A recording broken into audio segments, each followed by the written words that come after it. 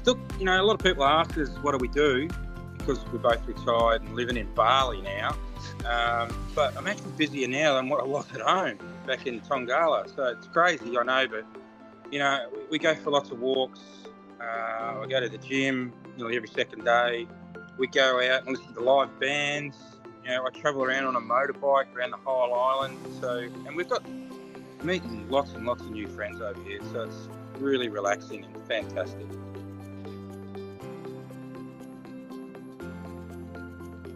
Yeah. We probably see the kids first. They're more important than anyone in the world. But we don't get back a lot. In saying that, Bernie's going back in May this year, just to help Sue and Kelvin look after the house, that sort of stuff. Going back for a month. But yeah, I always keep in touch with the people at the Bowls Club. I try and pop down there when I do come home, which is not a lot, but yeah, that holds a close spot in my heart. I actually do feel like I'm still a part of it. I speak to Steve Usher quite a bit, Pete Tinning every now and then. So I keep an eye on the scores and all that sort of stuff, and discuss how the team went with Steve Usher nearly every week. So yeah, there's a bit of banter flying around, but they've got a website as well and a Facebook site, and I still keep in touch with all of them like that. So. Yeah, well, it's still a fun. No, my old man actually, back in the early to mid 90s when I first done a knee. So then I couldn't play cricket over summer. So Dad, his name ironically is Wayne COWLEY as well, and he was a very good bowler over at Moma Bowling Club. He won a couple of championships and. Played Div 1 and won a few trophies and all that sort of stuff. And so he got me into it. And it was only played for the 1 year there, and then I went back to cricket. But he gave me a taste of it. I actually loved it. But yeah, he's the one that started it. And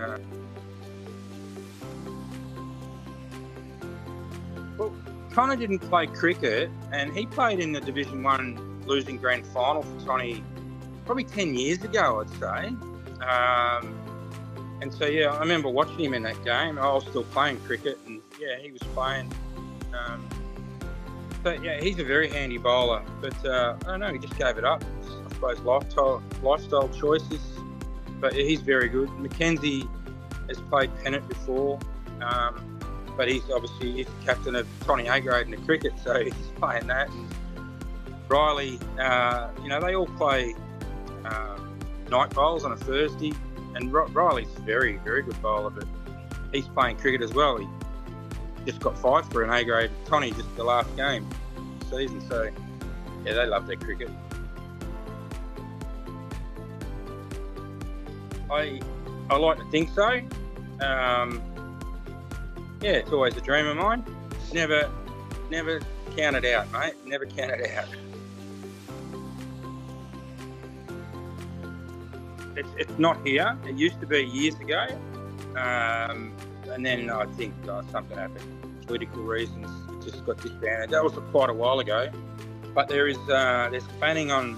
There was a big meeting there not long ago, so they're planning on starting it up again, June, July this year, and hopefully I can be a part of that. So the greens are getting prepared as we speak. So the last visit. Riley, my son, came over and I got him to bring my bowls over with him because, thinking ahead that I'm going to play bowls over here at this green here in Sanua. So, hopefully that's not the end of my bowls career. Hopefully I can be a international bowler for Tongala.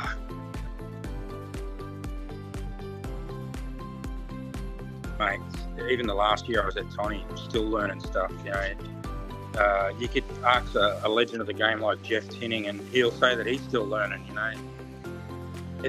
Everyone reckons it's easy. It's actually not that friggin' easy. And there's so many stupid rules, that you've got to abide by. But most people are common sense, but you do come up against the odd opponent that will try and enforce some stupid little law that's been in since 1850, you know, like, oh, jeez. Yeah, but anyway, that's bowls for you. No, absolutely zero.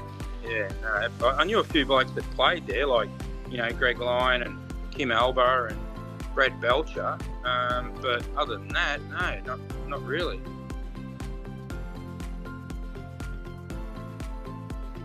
Gee, you know, I'd like to think I was a better footballer. I think my knees stopped me from reaching my potential in football.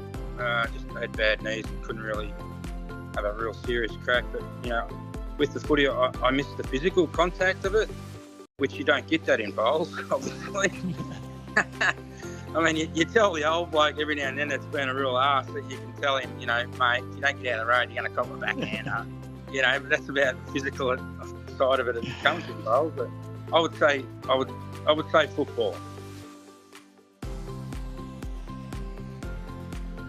Played in many losing grand final sides in footy. Only ever played in one, and that was at Spotswood in the Footscray and District football there. It was a pretty tough, rugged league down there. And bowls, you know, won the two in bowls. Won many in cricket. But yeah, bowls just the two.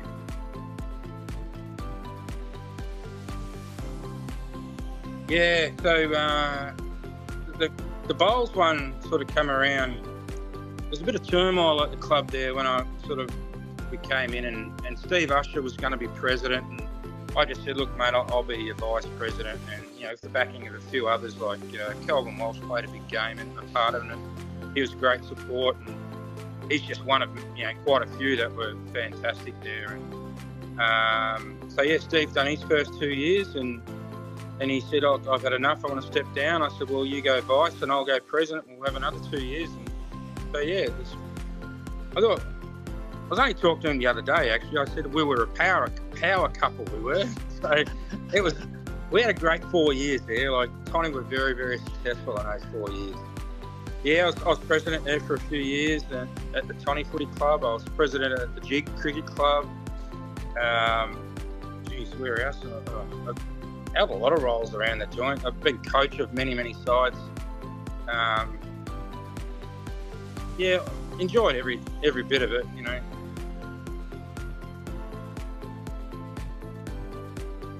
Yeah, I did think of a couple of those.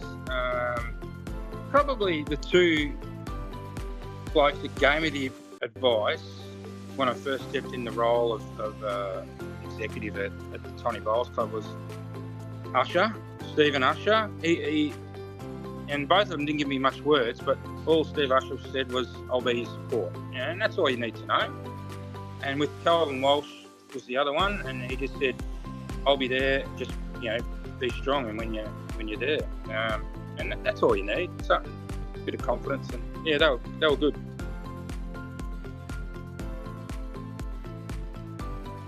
You know, I have a look at all grades here at the moment, and I see a lot of new names, well, I don't see their faces, but I know them, and a lot of new names on the, you know, different grades all the way going down through. And with those new bowlers and with the old bowlers there, you know, they've got some great leaders and you know, fantastic people there.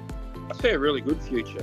With the president at the moment, he's only a new bloke in town, and he stood up, and you know, he's, from all reports, doing a fantastic job. You know, great people like that around. I see a long future for the Tony Bowls Club. The future looks bright.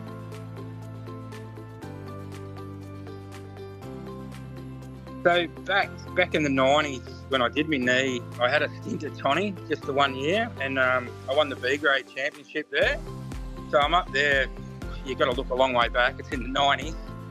I remember that. I beat Ernie Cook, who's just you know, Ernie Cook's a lovely bloke. Couldn't get a better man, and still a really good friend to this day. And then I went back to cricket after that. But I made it to the Final Four a couple of years in a row, and I always got beaten by the bloody bloke that won it. Trying to think, it was either Brad Tinning or Peter Tinning. It was one of them, you know. But yeah, I was pretty happy. Pretty happy to make it to the final four, because Connie were a bit of a power club back then. So.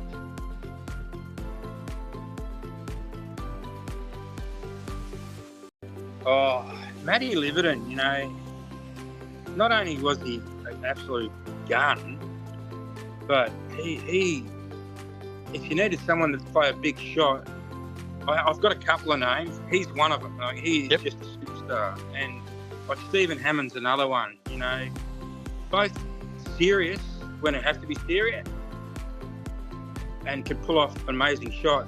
But God, you can have a good time with them. Yeah, I haven't got anything for the rest of this year anyway to come back to Tony, but you know, when our time's up here and travelling and all that, you never say never. I'd like to think that if I ever did move back home, that that'd be the first place that I'd go to and join up again and start bowls. Brilliant. You know, I'm only 56, so I've got a long way to go. So, who made you laugh the most on the bowling green, and what made them such good company? Probably two blokes that made me laugh the most. Greg Lyon, you know, fantastic bowler, but he was dry and so funny, and loved a frothy. You know, he was really good to go away with. And the other one was Stephen Hammond. Obviously, he's just a larrikin. Once again, you know, they're both multiple club champions, and just both great blokes and great bowlers. Fairly high company there. Who was the most serious teammate you played with? The one who treated every game like it was a grand final? Yeah, going way back, when I first started, probably Des Purdy. You know, he was another champion of the club, but every bowl had to be spot on. You know, Des was a perfectionist and a great bowler, which made him that. He was pretty serious, and but he taught me a lot. You know, he was really good. He was one of my doubles partners, my pairs partners. But I'd say more recently, a bloke that just bags the shit out of himself every bowl he does.